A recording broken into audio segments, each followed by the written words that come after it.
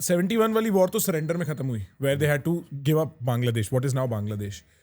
And 99 वाली war या उसके अलावा जितनी भी वॉर्स होती हैं, I've seen कभी ना क्लियर कंक्लूजन नहीं होता. What do you think, under what circumstances does this war get an off-ramp? Like what happens? Because I'll tell you why, I'll give you perspective. For a lot of people, including myself, this is the first time this is happening. Yeah. And not only is it happening in the distance, it's happening on my phone.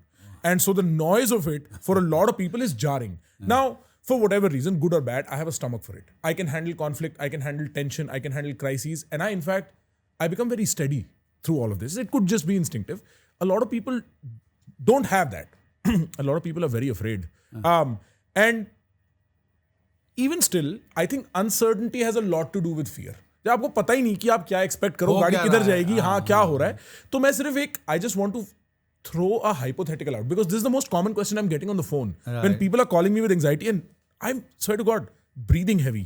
क्या हो रहा है? कैसे हो रहा है? They're like, how does this end? And I don't know. I have no experience. So curious, how does one end? Uncertainty kills. Yeah. You know, the Pakistani stock exchange is down by 8%. Mayhem हो गया है. Fallen by 7 to 10,000 points yesterday. Uncertainty.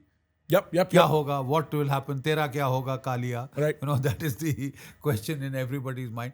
But jokes apart, the simple fact is, you know, the trend in the Cold War was there were no conclusive conflicts. Because neither Russia nor America would allow their clients to lose. Right. Cold War is over. This is the era of multipolarity. In multipolarity, you can have decisive conflicts. Or you can have conflicts like Russia, Ukraine, 3.5 years and counting. Yeah. 3.5 years and counting. Right. But they are 3.5 years and counting because the Russians have their own supply chain, functioning fully vibrant. They are churning out by the millions artillery rounds and anti-aircraft missiles and ground strike missiles, etc. The Americans, the NATO were supplying. You know, the Ukrainian armed forces have been destroyed 3 times over. And they've rebuilt?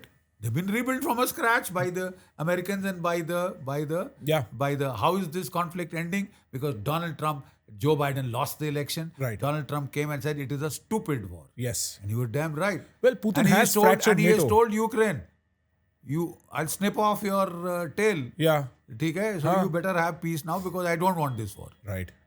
Biden wanted it, he's history.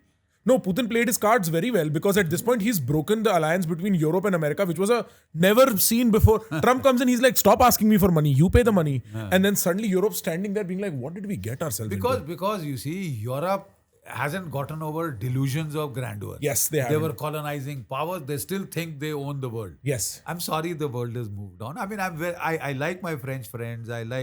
We have lots of family in UK, etc. and all that.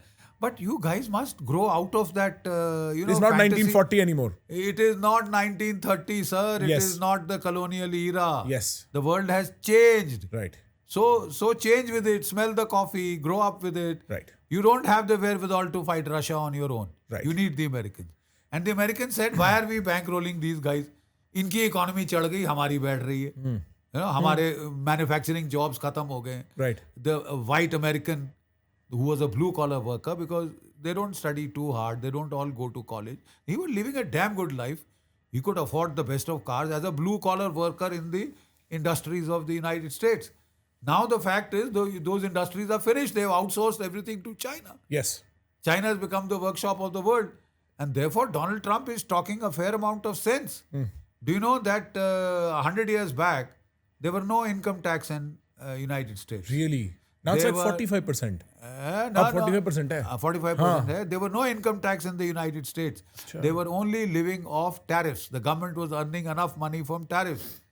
He's talking sense. He says, I won't charge you a dime of income tax to American citizens. I'll get it all from other countries. Which I think is I don't know enough economics, but it sounds... We'll have to see how it works. Yeah, we have to see how it works. But the basic idea is sound. He's trying to go take the world back to the World War I, World War II era. I get it. Americans are not particularly... Even Americans who are very pro-Trump are like, this has been a disaster kind of the first 100 days. But historically, you always think Trump is a disaster and then he pulls it back somehow. He does a very good job at being the president. Even the last time, I think. He's pretty smart, huh? And he's quite intuitive. He's a very business fellow. He's a businessman. He's not a career politician. He's a You career see- businessman. you And there's see, a and difference. businessmen have to deliver. Yes. They're about Politicians execution. can talk their way out of anything. Businessmen have to deliver. This man will deliver, you will see. Guys, if you're enjoying the clips that we are putting out on this channel, you can consume all our podcasts in small clips right here. We chunk them together and release them just for your convenience.